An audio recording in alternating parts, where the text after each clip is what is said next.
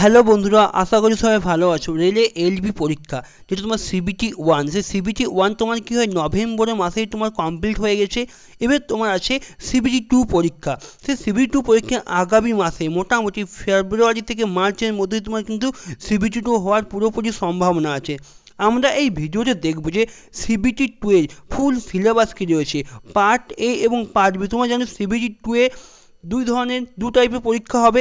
সমস্ত ডিটেলস দেখবো যে আইটিআইয়ের জন্য সিলেবাস কী আছে, ডিপ্লোমা এবং বিটেকের জন্য সিলেবাস কী আছে। কারণ পার্ট এ তো সবার সমান থাকবে, পার্ট বি এর সিলেবাস সম্পূর্ণ আলাদা। আইটিআই ট্রেড অনুযায়ী আলাদা সিলেবাস, ডিপ্লোমা বিটেক সবার আলাদা সিলেবাস। কিন্তু তোমরা ভিডিওটি শেষ পর্যন্ত অবশ্যই দেখো এটি হলো এলপি পরীক্ষার অফিসিয়াল নোটিফিকেশান, যেটি প্রথমে তোমার ফর্ম ফিল আপ সময় এসেছিলো। আমরা এখান থেকেই পুরো সিলেবাসটাকে দেখবো।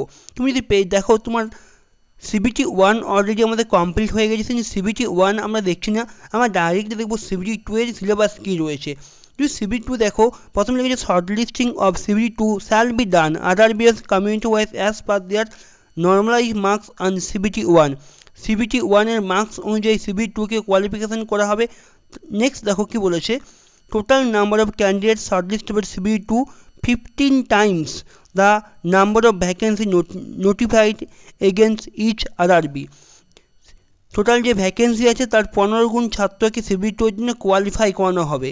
নেক্সট লাইন কি বলছে দেখো, however railway reserve the right to increase or decrease above limit as required to ensure availability to adequate number of candidate notified post। Rail যদি চাই তার কী হয়, কাট অফ ডিক্রিজ বা ইনক্রিজ করিয়ে এটাকে নতুনভাবে লিস্ট জারি করতেই বলতে চেয়েছে। 4 নম্বর দেখো ডিপ কী বলছে, the final panel for LP prepare only for the basis of marks and merit of candidate CBT two of CBAT. দেখো ফাইনাল যে ম্যারিট তোমাদের হবে সিবিটি ওয়ান শুধুমাত্র কিন্তু কোয়ালিফাইং, তোমাদের ফাইনাল ম্যারিট কীভাবে হবে, সিবিটি টু এর নাম্বার প্লাস তোমার যে সাইকো টেস্ট হয় যেটাকে সিবিএটি বলা হয়, সেই মার্কস নিয়ে আমরা পুরো ডিটেলসে দেখবো যে কত পার্সেন্ট মার্কস নেওয়া হয়। পুরোপুরি কিন্তু নেওয়া হয় না, সিবিটি টু এর একটা পার্সেন্টেজ থাকে এবং সাইকো টেস্টের একটি আলাদা পার্সেন্টেজ থাকে। সেই জন্য তোমার ভিডিওটি শেষ পর্যন্ত অবশ্যই দেখো।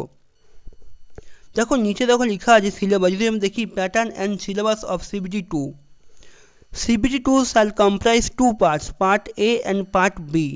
দেখো নিচে ডিটেলস লেখা আছে, পার্ট এ কি দেখেন 90 মিনিট 100টি প্রশ্ন থাকবে, পার্ট বি থাকবে 60টি কোশ্চেন 60 মিনিট 75টি কোশ্চেন, টোটাল 2 ঘন্টা 30 মিনিট সময়, টোটাল কোশ্চেন 175টি। দেখো নেক্সট কি লেখা আছে, there shall be negative marking 1/3, তার তোমার কি 1/3 নেগেটিভ থাকবে, সিবিটি টু এর জন্য থাকবে এবং সাইকো টেস্টের জন্য থাকবে negative marking. Normalize marks will be done for CBT. CBT two তোমার মাল্টি শিফটে পরীক্ষা হবে, সেখানে তো নর্মালাইজ মার্কসও দেওয়া হবে। এটা তো মিনিমাম কোয়ালিফিকেশান মার্কস দেওয়া আছে। এবং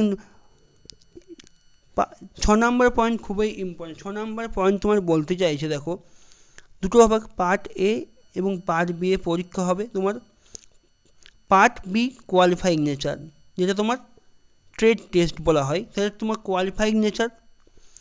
এবং পার্ট এ সবাই জন্য সমান থাকবে, এখানে আইটিআই ডিপ্লোমা বিটেকের জন্য আলাদা সিলেবাস এবং পার্ট এ সবার সমান। তুমি যদি পার্ট বিতে যেটা কোয়ালিফাইং 35% নাম্বার যদি তুলতে পারো তবেই কিন্তু তোমার পার্ট এর রেজাল্ট দেখা হবে। তুমি যদি পার্ট এতে 70 থেকে 80 নাম্বার নিয়ে চলে আসো আর যদি পার্ট বিতে কোয়ালিফাই না করতে পারো কিন্তু পার্ট এর রেজাল্ট তোমার দেখা হবে না, ওটাই বলতে চেয়েছি। তুমি যদি সিলেবাস দেখি আমরা, দেখো ম্যাথ রিজনিং তো সিবিটি ওয়ানের মতন সেম সিলেবাস থাকবে, সেই জন্য আমরা ম্যাথ রিজনিংকে দেখছি না। Main important basic science and engineering. এটি দেখো বেসিক সায়েন্স অ্যান্ড ইঞ্জিনিয়ারিং কি বলছে, the board topics are covered under the shall be engineering drawing. Engineering drawing থেকে কিন্তু অনেক প্রশ্ন আসে। ইঞ্জিনিয়ারিং ড্রয়িংটাও দেখো ব্যাকারে দেওয়া আছে, projection, views, drawing instrument, line, geometric figure, বলছে সিম্বলিক রিপ্রেজেন্টেশন। এই তোমার ইঞ্জিনিয়ারিং ড্রয়িং। নেক্সট তোমাদের কি হচ্ছে unit measurement, mass, weight and density, work power and energy, speed and velocity, heat and temperature, basic electricity, lever and simple mechanic, occupational safety and health and environmental education and IT literacy. দেখো তোমরা হয়তো ভাববে যে এই তো unit measurement, মাস, সমস্ত কিছু তোমার জেনারেল যে সায়েন্স ছিল এনসিইআরটি, এটা কিন্তু আপার লেভেলের সায়েন্স থাকবে। নর্মাল এনসিইআরটির বই থেকে তোমার কিন্তু কোশ্চেন আসবে না, এটা কনসেপচুয়াল এবং আপার লেভেলের সায়েন্স থাকবে, সেই জন্য এটা তোমার আলাদাভাবে পড়তে হবে। তুমি দেখো এইটা কিন্তু মোটামুটি কিন্তু 50 নাম্বার তোমার আসবে বেসিক সায়েন্স অ্যান্ড ইঞ্জিনিয়ারিং থেকে। ম্যাথ থেকে 25 নাম্বার আসার চান্স আছে এবং রিজনিং থেকে 25 নাম্বার আসার চান্স সবচেয়ে বেশি। এখান থেকে তোমার কিন্তু 50 নাম্বারের প্রশ্ন আসবে। এই তোমার পার্ট এ কমপ্লিট হয়ে গেল। তুমি যদি সিলেবাস ফর পার্ট বি দেখো, Part B only is a qualifying test. Nature in shall have question from the various trade syllabus as prescribed Directorate General of Training DGT. DGT এই সাইডে গিয়ে তুমি সমস্ত ট্রেডের সিলেবাস দেখতে পাবে। নিচে থেকে লেখা আছে